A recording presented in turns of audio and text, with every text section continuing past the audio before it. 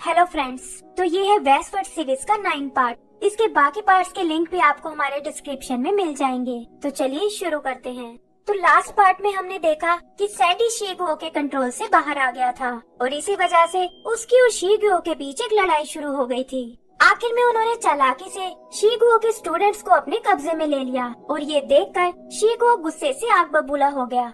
वो ज़ैंग पर युद्ध के नियमों को तोड़ने का इल्जाम लगाता है और कहता है कि मैं इस प्रेशर में नहीं आने वाला।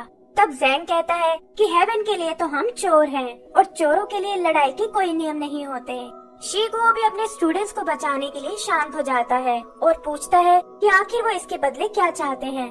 ज़ैंग कहता है कि हम बस अपनी जर्नी पर जाना चाहते हैं और तुम्हें हमारा पीछा करना छोड़ना होगा। शीगुओ को ना चाहते हुए भी उनकी बात माननी पड़ती है और ज़ैंग भी उसके साथियों को आजाद कर देता है। सैंडी भी उससे अलविदा लेता है, लेकिन शीगुओ पूछता है कि आखिर तुम उस स्पेल से बाहर कैसे आए। सैंडी बताता है कि उसकी सोल एक डार्क जगह में कैद थी, लेकिन तभी उसे मास्टर ज़ैंग की आवाज सुनाई दी। फिर उसने देखा कि आसमान से एक रोशनी आ रही है और उसका पीछा करते हुए वो अंधकार से बाहर आ गया।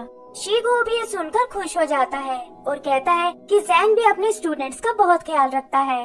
फिर वो उसे जाने की परमिशन देता है और कहता है कि शायद अगली बार वो इतना लकी नहीं होगा। सैंडी भी वादा करता है कि अगली बार वो और पावरफुल बनकर आएगा और उसे अलविदा बोलकर ज़ैंग के साथ चला जाता है। शीगुओ के स्टूडेंट भी उससे माफी मांगते हैं और वो कहता है कि फेलियर लाइफ का सबसे बड़ा सबक है और उन्हें लेकर वापस हेवन में चला जाता है। यहाँ सैंडी ज़ैंग को बताता है कि मंकी किंग शायद अभी भी जिंदा है और ये सुनकर उसके साथ साथ बाकी लोग भी हैरानी में पड़ जाते हैं। आगे वो बताता है कि देवताओं ने उसके शरीर को तो मार डाला था, लेकिन उसकी सोल अभी भी जिंदा है। उन लोगों ने उसे साउथ सी में कहीं कैद किया हुआ है और वहाँ का ड्रैगन क्लैन उसकी निगरानी करता है। उसका मानना है कि अगर कोई ड्रैगन की सील को नष्ट कर दे तो मंकी किंग एक बार फिर जिंदा हो सकता है। अगले सीन में हम ज़ैंग को साउथ सी के पास देखते हैं और वो सोचता है कि अगर उस वक्त मैंने मंकी किंग की बात मान ली होती तो वो आज जिंदा होता।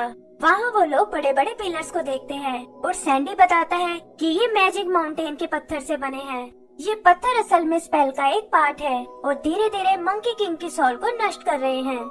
ज़ैंग पूछता है कि आखिर तुम्हें ये सब कैसे पता है और तब सैंडी बताता है कि वो शीगुओ के साथ यहाँ आ चुका है और उसने बताया था कि यहाँ एक ऐसे डीमन की सोल कैद है जो खुद भी स्टोन से पैदा हुआ था। ज़ैंग समझ जाता है कि ये मंकी किंग ही है और बाइलैंग को कहता है कि हमें सूत्रा पहुँचाने के मिशन को पोस्टपोन करना होगा। बाइलैंग भी उसकी बात मान जाता है और दिखाता है कि सूत्रा भी यहाँ आते ही चमकने लगा है। ज़ैंग कहता है कि मंकी किंग ने इसे बचाने के लिए अपनी जान दी थी और शायद सूत्रा भी उसे बचाना चाहता है।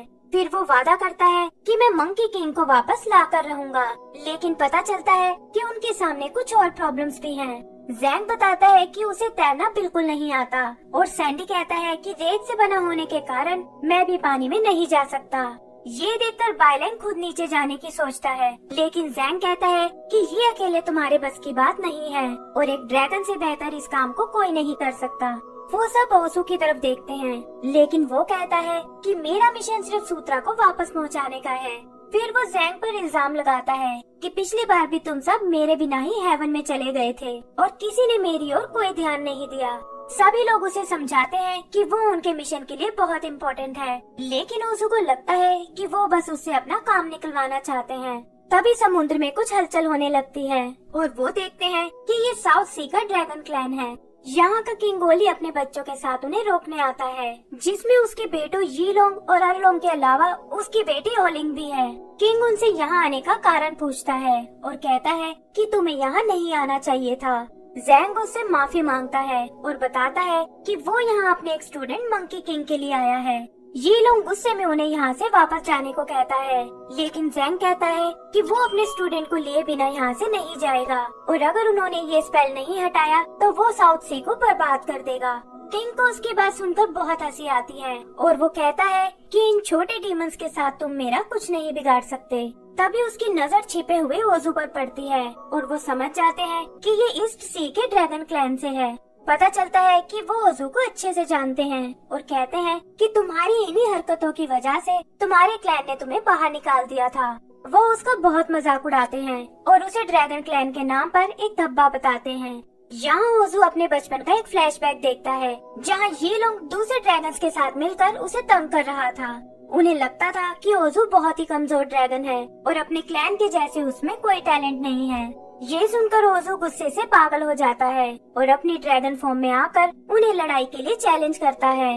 ये लोग भी उस पर हमला करने की सोचता है, लेकिन तभी जैंग बीच में आ जाता है और कहता है कि पहले तुम्हें मुझसे निपटना होगा। बाजी भी अपनी ओरा पावर को असेंबल करता है और अपने डीमन रूप में आ जाता है। तभी वो देखते हैं कि बाइलिंग समुद्र के नीचे जा रहा है, लेकिन किंग को लगता है कि वो उनका कुछ नहीं बिगाड़ पाएगा। ओजू उन पर हमला करने को कहता है, लेकिन जैंग कहता है कि तुम्हें फिलहाल बाइलिंग की मदद करनी होगी। ओजू उसकी बात मानकर नीचे जाने लगता है, लेकिन तभी किंग उसे पकड़ लेता है और कहता है कि अब मैं तुम्हें वापस तुम्हारे क्लैन के पास भेज दूंगा ताकि तुम्हें अपनी गलती का सबक मिल सके।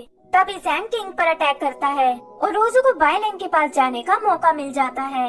ये देखकर किंग अपनी लाइटनिंग पावर यूज करता है और जैंग सीधा नीचे पानी में जा गिरता है।